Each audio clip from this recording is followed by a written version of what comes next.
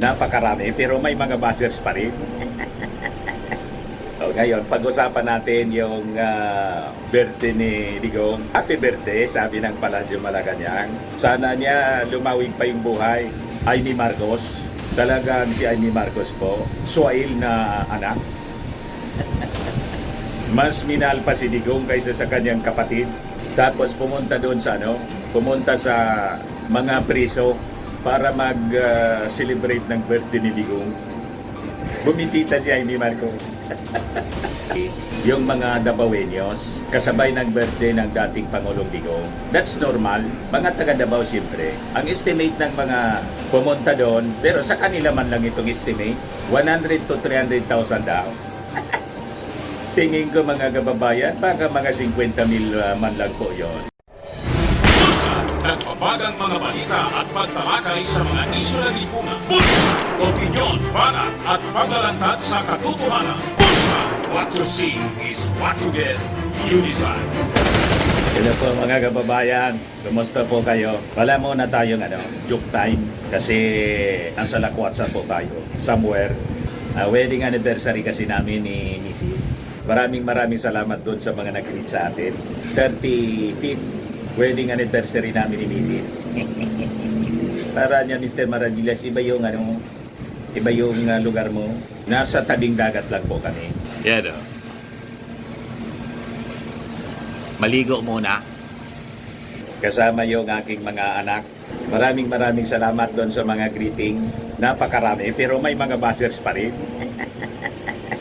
So, ngayon, pag-usapan natin yung birthday ni Digong. Happy birthday, sabi ng Palasyo Malacanang. Sana niya lumawig pa yung buhay, sabi ni Jose Castro. Tapos, more fortunes, kasi kailangan na niya yan ni Digong ngayong panahon. Ngayon, yung mga kumakalat na greetings ng ating Pangulo, matagal na yon. Wala man yatang greetings ngayon yung ating Pangulo. Alangan man, yung palasyo nag-greet si Jose Castro. Pero hindi ko nakita yung ating Pangulo na may personal greetings ngayong birthday. Ang mayroon po si Amy Marcos. Talagang si Amy Marcos po, suwail na anak.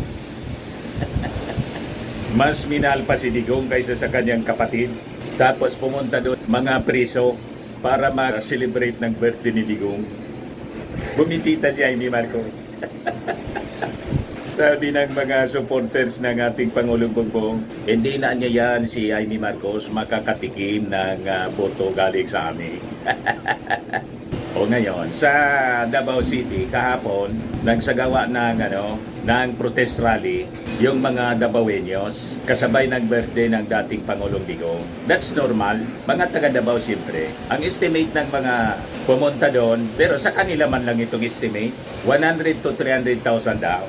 Tingin ko mga kababayan, baka mga 50,000 man lang po yon. Kaya lang siyempre, pasobra yung mga estimate para takutin yung ating gobyerno. Sinasabi nila, hindi lang sa Pilipinas, kundi sa ibang bansa, lalo na doon sa Netherlands, nagtipon-tipon sila doon, hoping na mape-pressure yung ICC. Di ano niya, Mr. Maravillas, tingin mo? Tingin ko po, hindi pa sisindak yung ICC. At yung interim, sabi ng ICC spokesman, yung interim release, naka-depend sa magiging acceptance. May mga conditions kung tatanggapin ng ating gobyerno. So, madaling sabi, nakasalalay po sa kamay ng ating Pangulong Bongbong Marcos ang interim release, at least yung interim release, pero yung future ni Digong po, wala man po yun sa kamay ng ating Pangulong Bongbong. Nasa kamay ng ICC, ng mga judges, at kung patuloy mga kababayan magdi-display ng arrogance ang pamilya Duterte, at saka makikita nila na talagang malakas ang impluensya pa ni Digong sa kanyang mga followers, malamang hindi pagbigyan tuloy yung nire-request nilang interim release, kasi pinapakita lang po na malakas yung threat, hindi lang ng dating Pangulo, pati ng kanyang mga supporters doon sa mga victims po ng AJK. Kaya tingin ko mga kababayan, itong mga ginagawang activities in support sa dating Pangulo, ibig makatulong po, malamang lalo pag makasama. Diba? Pero sabi nga natin, nasa sa inyo yan, kung ayaw ninyong makinig, Nag-warning na po yung expert sa ICC, pero ayaw nilang makinig. O ngayon, doon sa Doha, Qatar, may mga Filipinos inaresto ng mga authorities kasi nagsagawa ng protest para i-demand yung release mga kababayan ni Digong sa ICC. Inaresto ng mga authorities po. Ayan o. Several Filipinos in Doha, Qatar have been arrested and detained for suspected unauthorized demonstrations in Qatar. Ayan, sabi diyan, the Philippine Embassy in Qatar confirms arrest and detention of several Filipinos on Friday, March 28 over suspected unauthorized political demonstrations in Qatar. Yan ang sinasabi natin, matitigas ang ulo. O ayan, saan kayo ngayon? Iingi ng tulong sa embassy siyempre, sa gobyerno ng ating Pangulong Bongbong Marcos. Pero, kinokondem ninyo. May mga local laws na dapat ninyong i-observe. At sa Qatar, in other countries lalo na, mga Muslim countries, maigpit po sa mga rallies, lalo kung hindi otorisado siyempre. So yan ang nakuha ninyo sa katigasan ng ulo. Nagmana kasi kayo sa inyong leader, matigas ang ulo eh. Kaya sabi ng mga nag-react dito, lahat ng mga kumakalaban kay PBBM, nakakarma. Sabi na kakarmahin kayong lahat, nakakalaban kay PBBM kasi pinadhana ng Diyos na si PBBM. Kaya dapat huwag kalabanin. Yan o. Sabi ni Love Hurts, buti nga yan sa kanila, pilit na pinaglalaban ang mali. Sisi na naman nila si Marcos. Dito sa Qatar, bawal kasi yan. Dito alam nilang Arab country dito. Tapos magrarally sila. Tapos Ramadan pa, deserve nila yan. Literal zero remittances ang pamilya nyo ngayon dahil sa katangan nyo. Hindi sila makarimit ngayon kasi nakakulong sila. Ganon mga kababayan, pag matigas ang ulo, talagang ang hanap ninyo, basag ulo eh. Ang leader kasi ninyo, ang hanap, basag ulo. Wala man sana siyang problema, mga kababayan. Gumawa siya ng problema. Ayun, patong-patong na problema ang kinakarap ng mga Duterte. Sabi ni Julius, di sila nag-iisip. Alam nila si PBBM Pangulo, di nila nire-respeto man lang. Sige, sambahin niyo ang mga Duterte kung tutulungan kayo ng mga yan. Nanggugulo kayo ngayon sa gobyerno, imbis na tulungan. Hingi kayo ng tulong kay Digong. Ano pa kasi, pinaglalaban nyo, nakakulong na yung tao, paano kayo tutulungan?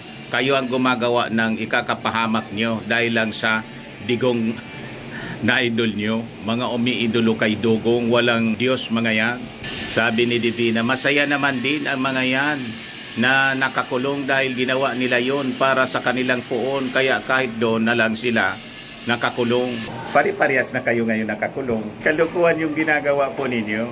Ba't hindi kasi ninyo na lang hayaan ang due process na mamayani? Buti nga na si Digong may due process. Sabi nga natin, yung kanyang mga na-AJK po, lahat na sila mga kaluluwa, yung mga na-AJK ni Digong. Si Digong po, binibigyan ng due process. Lahat ng karapatan ni respeto. Pero yung mga more than 30,000 na biktima ng AJK, wala na po, abo na. Sumama na sa lupa.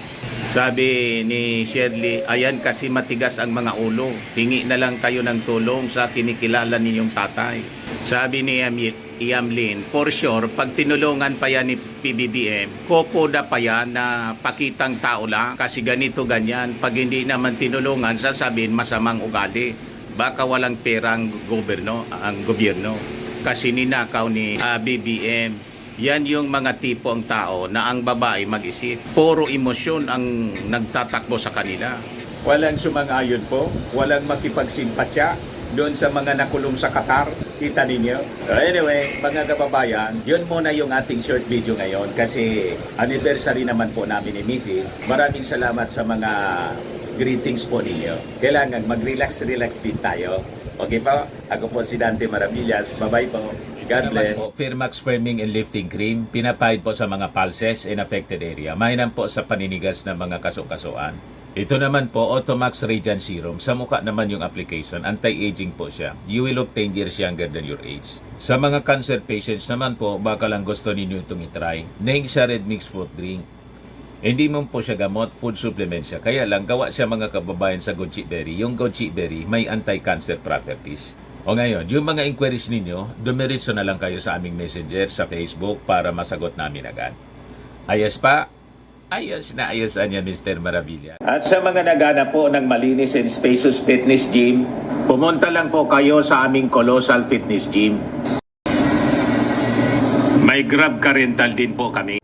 Ito naman po yung bago naming product na binibenta online. iGlow Serum Whitening po siya. Tingnan ninyo yung epekto sa aking anak na architect before and now. Yung mga inquiries po ninyo, dumiretso na lang kayo sa kanyang Facebook account, Riz Maravillas.